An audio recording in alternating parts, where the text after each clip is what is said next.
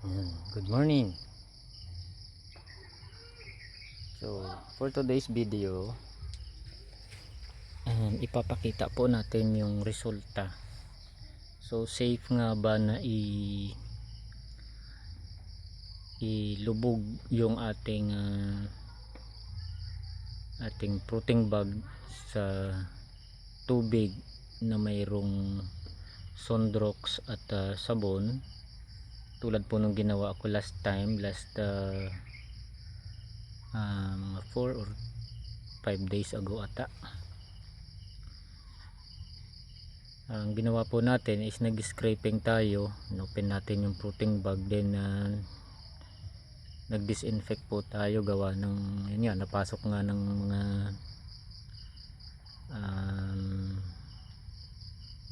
insekto yung ating fruiting bag. So ang ginawa po natin, nilinis po natin siya, disinfect, nilubog natin sa tubig at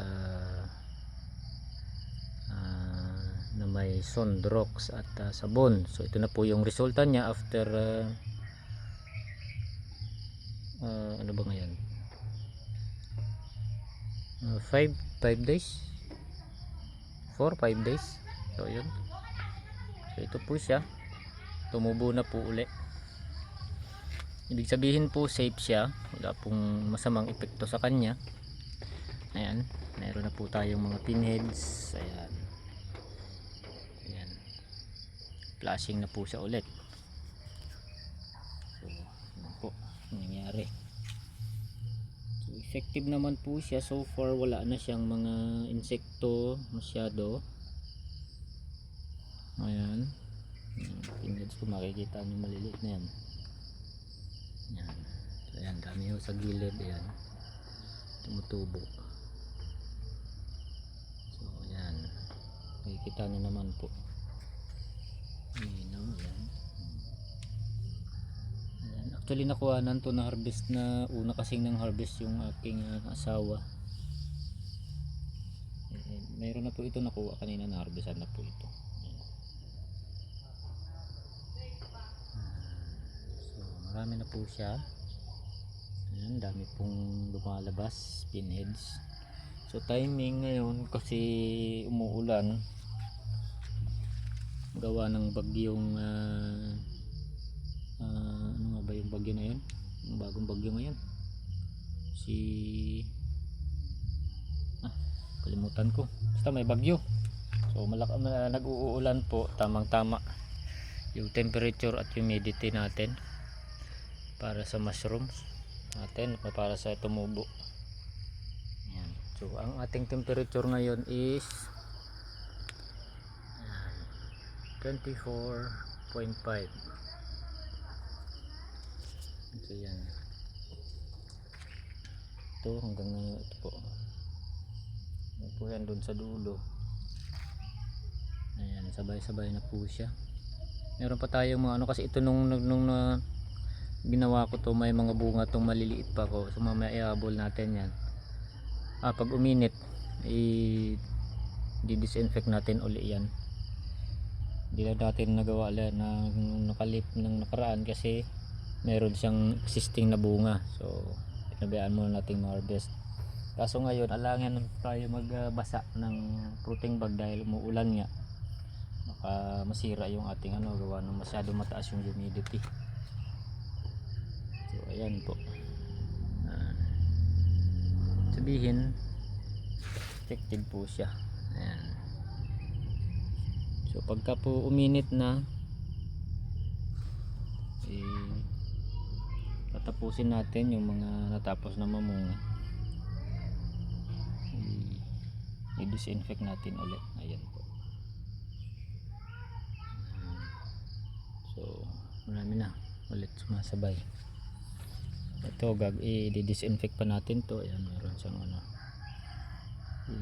mayroon pa tong wala pa, hindi pa natin natapos, gawa nga po nung nag-uulan. Ayan siya. So dito naman po sa kabila, ito po yung mag-8 months na nating fruiting bag. Naharvestan ko ito kanina. Namumunga pa din siya, araw-araw pa naman siyang may bunga, pero hindi na gano'n magkagasano ka. Pero pang konsumo maganda pa naman. kukuhanan pa natin. Yan, yung iba nga binaba ko na pero namumunga pa rin. Ayun. Ito pa po sa kabila. Ayun, binaba ko na siya kasi i-dispose ko na sana pero may lumulusot pa ring bunga. So ito po ay umpisa February po, simula nung February hanggang ngayon araw-araw pa po siyang nagbibigay ng bunga. Yan, February ata. Ito yung tag niya para po may ebidensya. So last week of February na hang. Ayan. Pero hanggang ngayon yan, namumunga pa din. So, ibig sabihin ganun po siya katagal. Ito saan ba yung tag nito? First batch natin. Ayan, natanim ko po siya, na-inoculate po siya nung January 25, 2024. So naisabit po natin siya nung February 4, 2024. So ang na-contaminate sa kanya is isang piraso lang noong pero ngayon siyempre marami na kasi matagal na siya. Yung iba na dispose na natin. Ayan. So namumunga pa din po siya. Naharbisan na po ito kanina. So kung pang ayan. So meron pa naman. Kanina po naharbisan na to umaga. Kuhanan natin yan. So, meron pa din naman kahit pa paano. So sayang naman kasi kung itatapon natin. Nagbibigay pa siya ng pang-ulam. So, piso-piso meron pa din. Sayang naman. Bukas ng umaga ayan, may mga tumutubo pa din eh.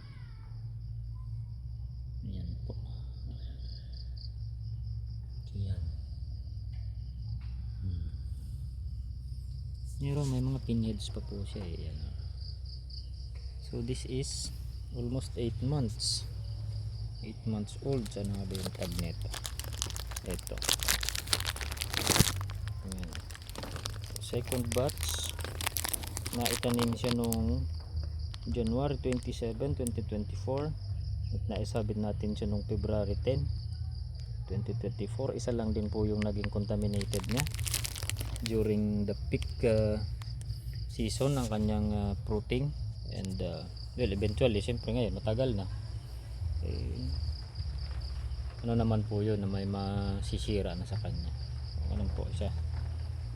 So yan, dami pa din, tumutubo pa din.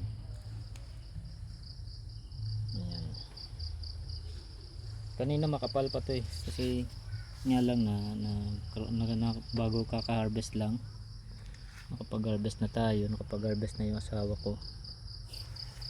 So yan, halos kung titingnan halos dapat na siya eh. I-dispose ko nga po sana kasi ganito na yung tsura niya, pero sayang naman, namumunga pa eh, nagbibigay pa ng pang-ulam.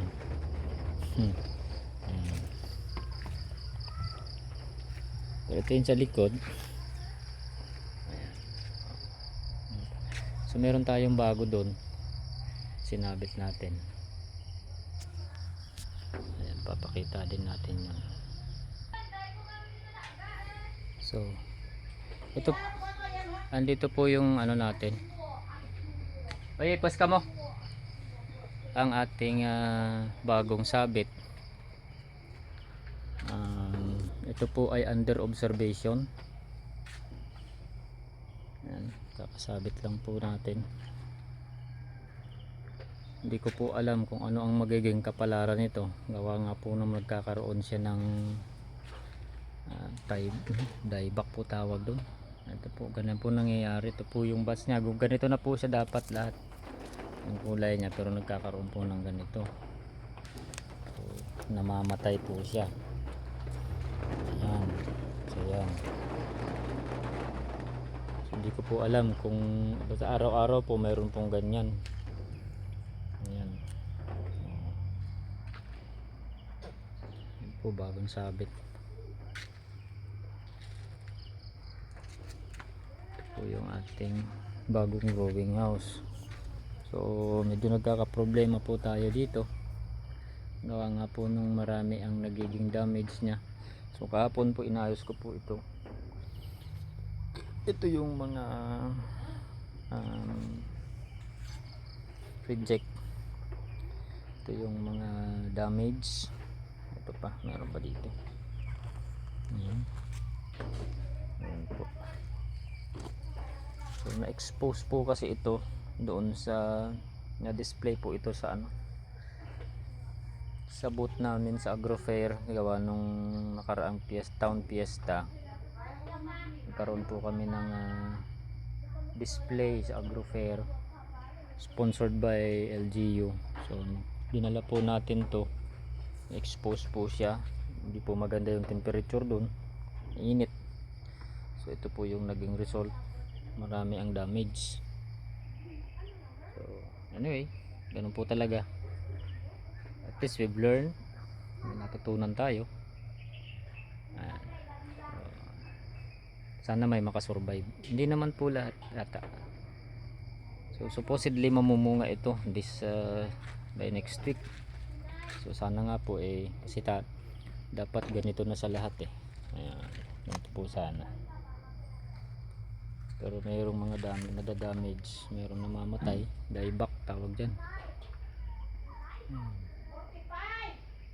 So yan po. So ang ito po yung bago nating growing house. Ayan, nakatubo na ho siya lahat. Unlike doon sa luma natin, sa dati nating kawayan po yun, kaso nababali yung kawayan. So ginawa na po nating bakal lahat para ma-maximize natin yung yung capacity. So ang capacity po nitong na to is isang kwarto is mga 3,000 plus.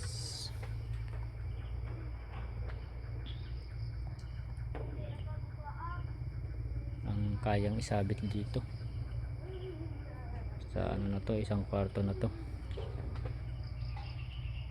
So by susunod na buwan mag-extend pa po tayo. Basta tatlong po ito kasi ang target natin is 10,000 fruiting bags.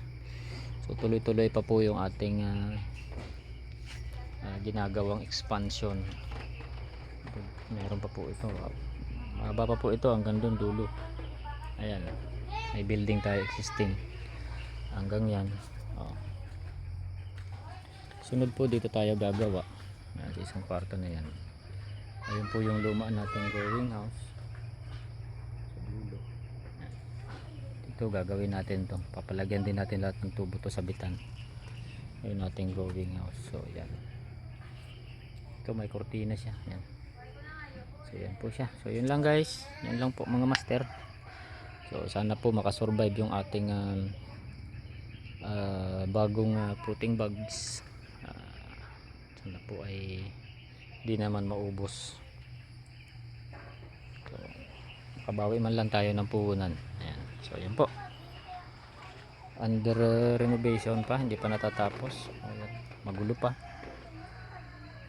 Ito lalagyan pa dadagdagan pa ng simonto yung puting nya. Anyway, tuloy-tuloy lang, unti-unti kasi din natin, malaki yung gastos. Anyway, ayan.